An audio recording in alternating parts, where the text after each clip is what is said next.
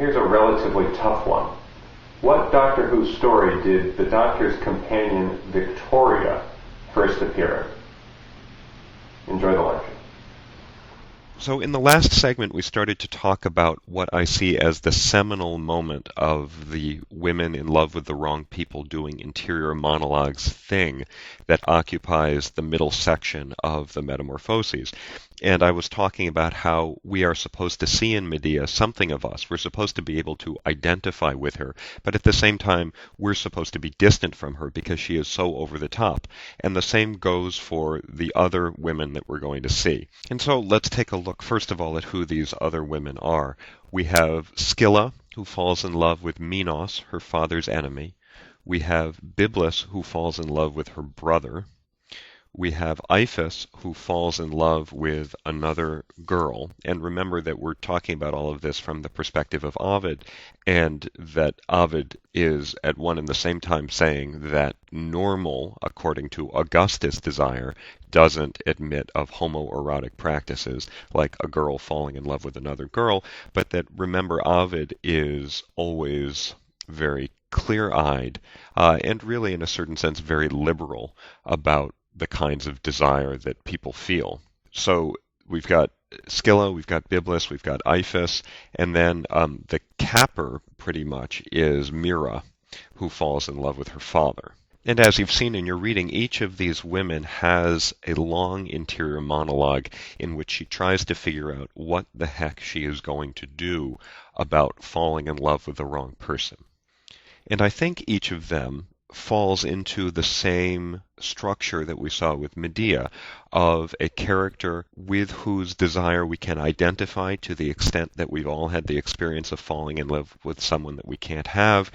And then, on the other hand, each of them is also supposed to be distant from us because of the exaggerated way in which she goes about talking about her feelings. Even though we've all felt that way, none of us has, I think, gone on that way about it. And that will lead us into what I think is kind of the main point of this section of the trajectory of Ovid Takes Humanism Apart, which is the way that he does it in the particular instance of these interior monologues. And what I'm going to do is go into three different frameworks that Ovid uses for these things. And those three frameworks are going to be tragedy, rhetoric, and prurience. Now, as I said in the last segment, Ovid was very interested in tragedy, and in fact himself wrote a Medea, which he considered his favorite of all of his works. And one of the things that he's doing in these portraits of perverted love with the interior monologues of the women who are in love with the wrong people is exploring his interest in tragedy. And this, in another sense, goes back to what I was saying in the introduction to the Metamorphoses, Ovid's interest in genre. He's interested in taking what is part of one mythological genre and bringing it into another mythological genre, that is, here from tragedy to epic, just to kind of entertain his audience, to see what he can do, and to make his audience, I think, a bit uneasy about what belongs where, that is, to explode their notions of what myth is and what myth can do.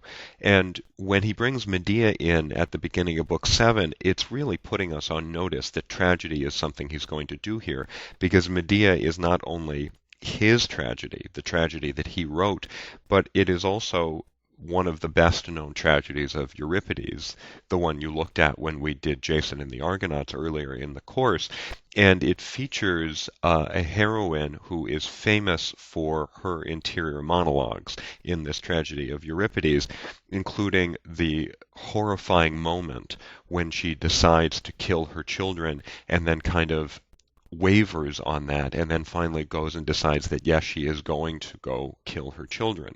Now, when Medea comes in Book 7 of Metamorphoses, it's earlier in her story, but it's impossible for a Roman reader to read that without thinking of what is eventually going to happen to Medea. So what Ovid is doing by bringing Medea in with that first of the interior monologues is to say, yes, I'm doing tragedy. And tragedy is interesting because tragedy is the genre that more than anything else looks deep into the human soul and discerns in it that it is not the great thing that it thought it was. Tragedy takes apart our conceptions of how our minds work and how our decisions work and shows us that we need to think again if we think we're all that. Okay, so the next framework within which to look at these interior monologues is the framework of rhetoric. And to set that up, you need to know that the way that Ovid was educated and the way that all upper-class Romans were educated for the careers that they were going to have in the magistracies and in the Senate was in rhetoric. And rhetoric, simply defined, is either the art of public speaking or the science of public speaking, or, to put it another way, the art of persuasion. And you may already know that rhetoric is something that can become very involved, and throughout antiquity, several very smart people, for example Aristotle, made manuals of rhetoric to lay out the principles of how to persuade somebody to do something. Now, although in the last year or so, rhetoric has made a major comeback as possibly a positive force in our own public life, we don't have a grasp of how important technique is in persuading people to do things. And this matters for understanding what's going on in the interior monologues, because the way that Ovid is framing them as rhetoric is by using techniques that he learned when he was getting his rhetorical education. And a very important part of figuring out what Ovid is doing in these interior monologues is to take a look at these techniques and to see how they correspond to things that Ovid and other upper-class Romans would have done in the course of their education.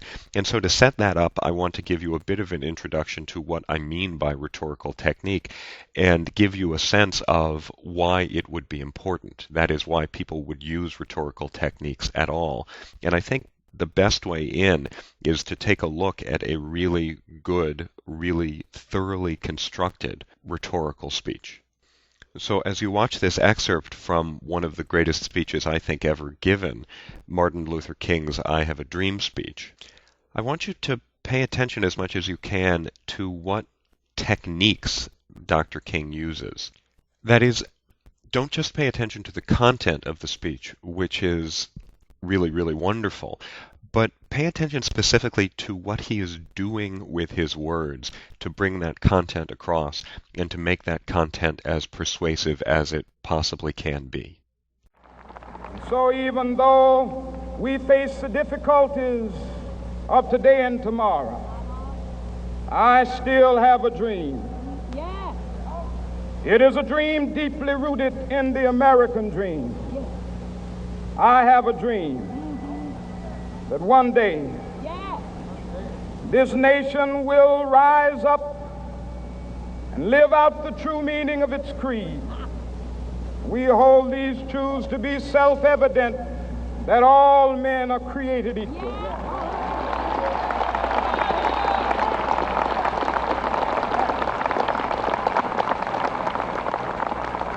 I have a dream that one day on the red hills of Georgia, the sons of former slaves and the sons of former slave owners will be able to sit down together at the table of brotherhood. I have a dream that one day,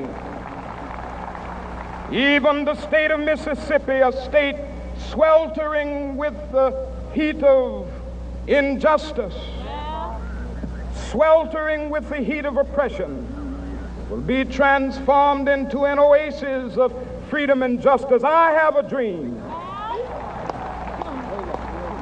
that my 4 little children will one day live in a nation where they will not be judged by the color of their skin, but by the content of their character. I have a dream today.